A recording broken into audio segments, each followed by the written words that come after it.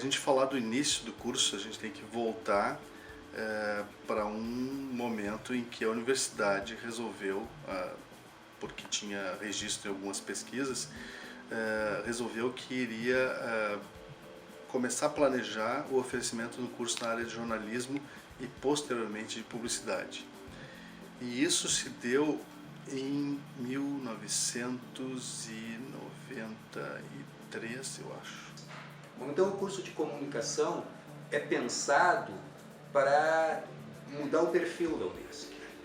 Na época eu era assessor da reitoria da universidade, não atuava como professor e vinha de uma experiência já de 10, 12 anos como jornalista e era assessor do reitor, que era o Wilson Knipoff da Cruz. Enquanto isso, o professor Leonel Aires, ele escreveu o primeiro texto, provavelmente para se conseguir um aval do MEC para se estabelecer ou se criar um curso de comunicação aqui na Unisc. E aí o professor Wilson,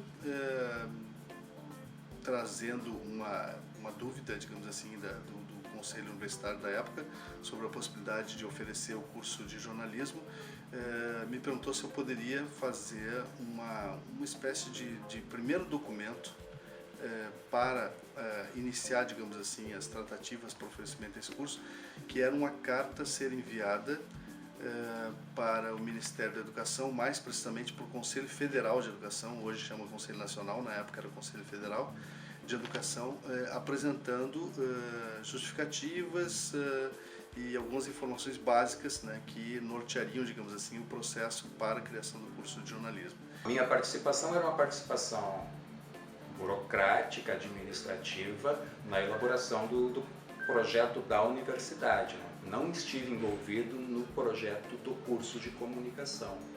E aí eu, na época, não tinha muito conhecimento sobre a área acadêmica, fiz contato com alguns colegas jornalistas, amigos de longa data, alguns colegas de faculdade que estavam já trabalhando em universidades e fiz esse documento, que foi o primeiro momento do curso, assim, foi quando foi dado o start mesmo. Eu fui participante inicial de pensar o curso lá em 93, quando a própria FISC, ainda na época, antes de junho, naturalmente, chamou alguns profissionais da área da comunicação que estavam atuando aqui na região do Vale do Rio Pardo, principalmente em Santa Cruz do Sul, para começar a discutir o curso.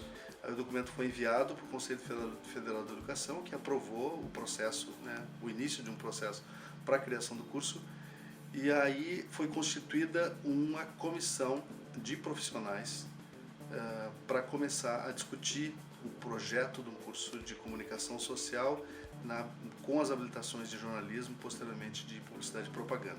Então, como eu participava desta comissão, eu estava por dentro de toda a elaboração do projeto do curso, que envolveu os colegas da área, logicamente, e o nosso papel era muito o papel de dizer que não estava bom, que tinha que fazer mais, que tinha que ter mais. Mas nesse grupo inicial é importante dizer que havia profissionais da área participando.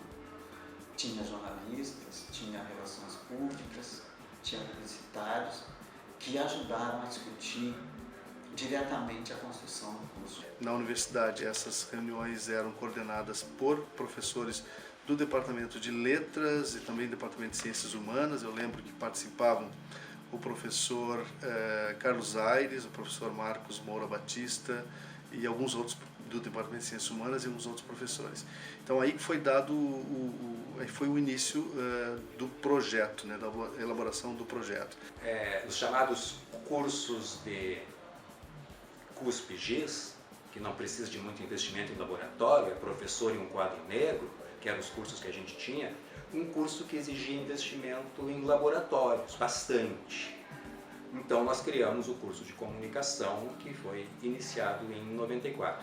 Cuja resolução foi aprovada em outubro de 93, para se estabelecer os cursos de relações públicas, de jornalismo e de publicidade e propaganda, dos quais, diga-se de passagem, começaram a ser oferecidos em início de 94 apenas apenas os cursos de jornalismo e publicidade e propaganda.